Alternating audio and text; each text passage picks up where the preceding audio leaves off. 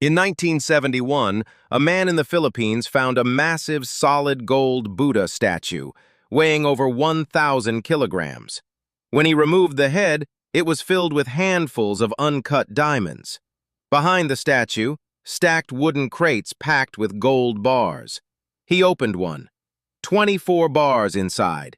He didn't open the rest, and within weeks, armed men sent by the President of the Philippines would break into his home at 2:30 in the morning to take everything he had found.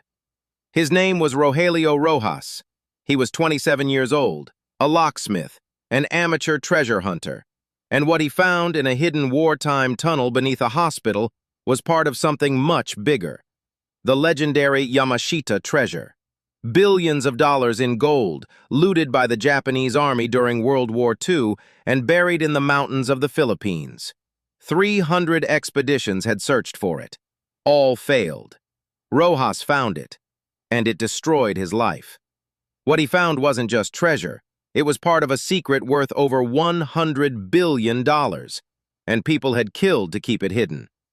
During World War II, Japanese forces swept across Southeast Asia, looting banks, temples, museums, and palaces in China, Malaysia, Singapore, and the Philippines. Gold, silver, jewels, sacred artifacts, entire national treasuries stolen. As the war turned against Japan, General Tomoyuki Yamashita was ordered to defend the Philippines. But the Americans were closing in, so the Japanese buried the treasure.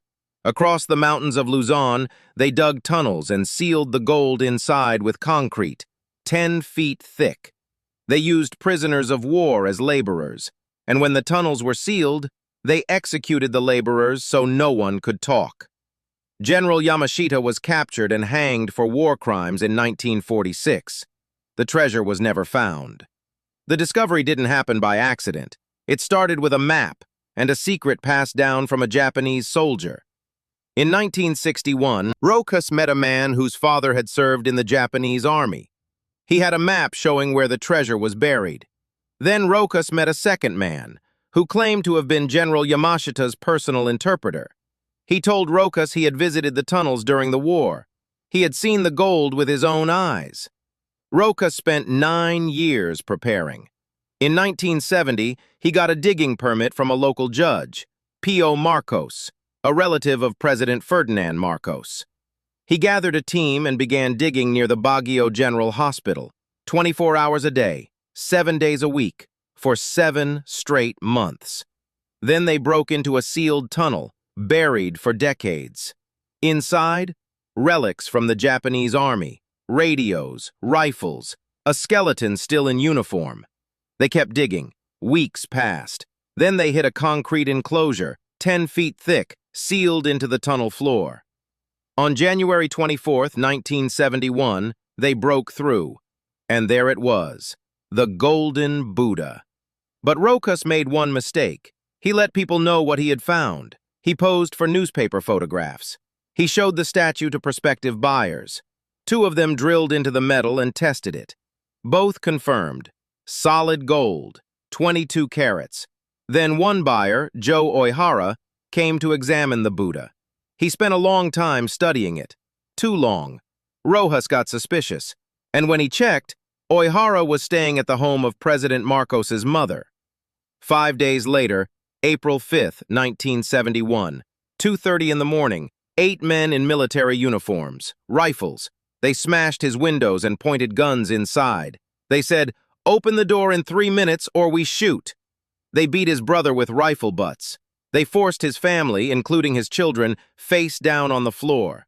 They took everything, the golden Buddha, the diamonds, the 17 remaining gold bars, his wife's coin collection, even his children's piggy bank.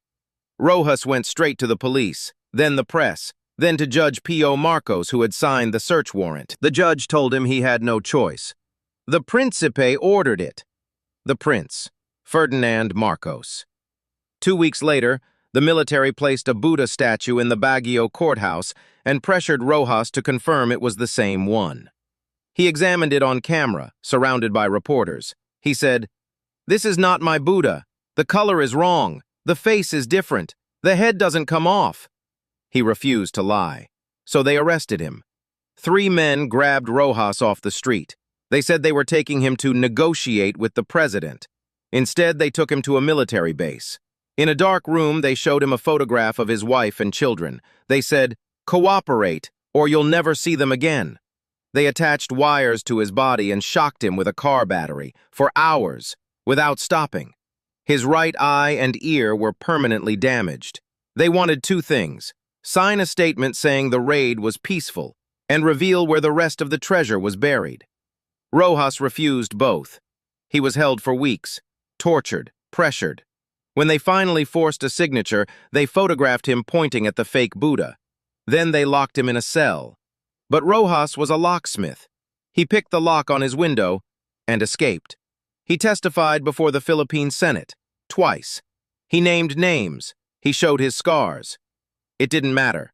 Marcos declared martial law, and Rojas was arrested again. He wasn't free until 1974. When he got home, he saw soldiers digging behind the hospital, exactly where he'd found the treasure. Witnesses later testified that for over a year, men carried heavy wooden boxes out of the tunnels and loaded them into military trucks. Some boxes fell apart during loading. Gold bars spilled onto the ground. Marcos took everything. In 1986, Marcos was overthrown and fled to Hawaii, carrying $717 million in cash, 300 crates of jewelry, and a solid gold statue covered in diamonds. Rojas sued. But before the trial, he died. He was 49 years old. No autopsy was performed. Some say tuberculosis. Others say he was murdered. No one knows. His estate pressed the case. In July 1996, a Honolulu jury deliberated for less than 5 hours and awarded $22 billion, the largest civil verdict in American history. The jury found that Ferdinand Marcos stole the golden Buddha from Rogelio Roxas. Marcos's attorney called it monopoly money. The award was later reduced on appeal. The golden Buddha has never been seen again. The tunnel is empty. And whether the rest of Yamashita's $100 billion treasure is still buried somewhere in the Philippines, no one knows. Rogelio Roxas found one of the greatest treasures in history, and the moment he did, he lost everything he had.